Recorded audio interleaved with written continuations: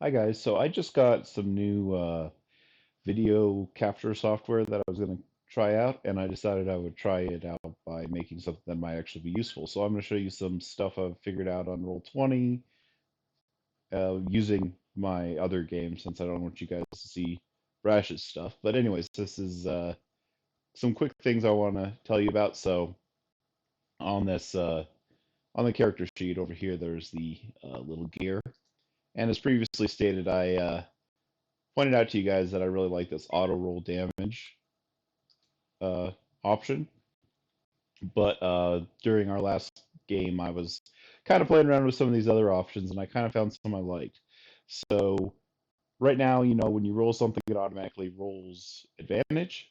But if you turn on this advantage toggle, it adds these boxes up here, which is a toggle, where if just as you're rolling normal, if you click on these, it'll only show one number.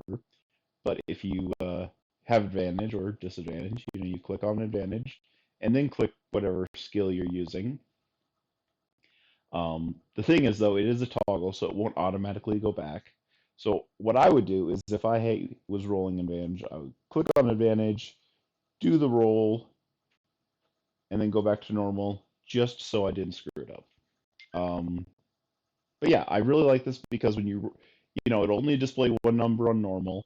If you're on advantage, it'll roll two, and it'll gray out the one you're not using. So if you rolled a 22 and a 13, the 22 would be normal black, where the whatever other number I said would be grayed out.